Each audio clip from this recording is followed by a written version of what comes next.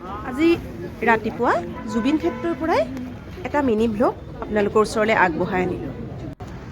এয়া ৰাতিপুৱাৰ 7 বজাৰ এক নিৰিবিলি পৰিৱেশ, এটা সুন্দৰ শান্তিৰ পৰিৱেশ।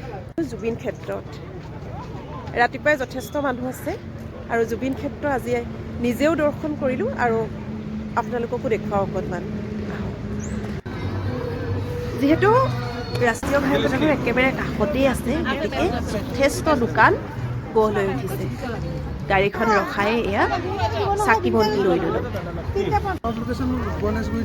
খুব ধুনীয়াকৈ চাকি বন্তি গামোচা আৰু বিভিন্ন জুবিনদাৰ ফটোৰে সৰু সৰু ব্যৱসায়িক বিপণীসমূহ গঢ় লৈ উঠিছে আৰু তাতেই 2-1 বস্তু ক্ৰয় কৰি এয়া আমাৰ মৰমৰ জুবিন ক্ষেত্ৰলৈ, জুবিনদাৰ ঠাইখনলৈ, আপোন ঠাইখনলৈ আমি আগবাঢ়ি গ'লোঁ। ৰাতিপুৱাৰ পৰিৱেশ, নিৰিবিলি পৰিৱেশ, এজন এজনকৈ মানুহৰ সংখ্যা বাঢ়িছে আৰু মানুহসমূহ আহিবলৈ লৈছে। আমি ইয়াতে চাকি বন্তি প্ৰথমে জ্বলাই ল'লোঁ।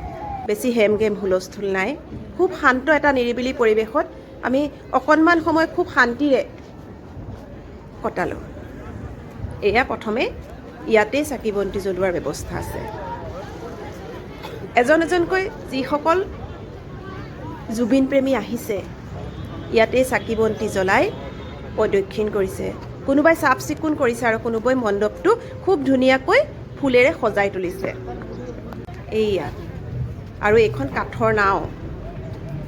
কাঠৰ নাও খুব ধুনীয়াকৈ সজাই ৰখা হৈছে আৰু জাপিটোতো লিখা আছে জয় জুবিনদা আৰু তাৰ কাষতে আছে এয়া সৰু ডাঙৰ বহুতো ফটোৰ, বহুতো স্মাৰক পত্ৰ।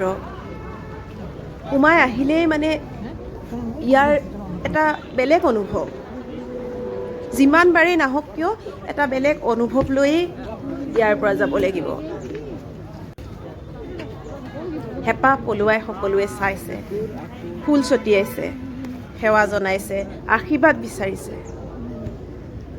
আমিও খন্তেক সময় চালোঁ, ফুল যাচিলোঁ আৰু অন্তৰৰ পৰা হয়তো 2-1 কথা পাতিলোঁ। তাৰ পৰা অকণমান আগলৈ এয়া শ্মশান ঘাট, তাত শূন্যদ্ৰমে কাম চলি আছে। এয়া কাম চলি আছে খুব ধুনীয়াকৈ আৰু লগতে তাৰ কাষতে আছে এয়া এটা প্ৰেক্ষাগৃহ আকাৰত এটা ঘৰ, হয়তো জিৰণি চৰা, আৰু তাতেই দম গামোচা এনেদৰে আছে। জুবিনদাৰ স্মৃতিত বহুতো বস্তু আছে। ইয়াতে বহিব পৰা ব্যৱস্থা আছে, খন্তেক জীয়াব পৰা ব্যৱস্থা আছে। ইয়াতো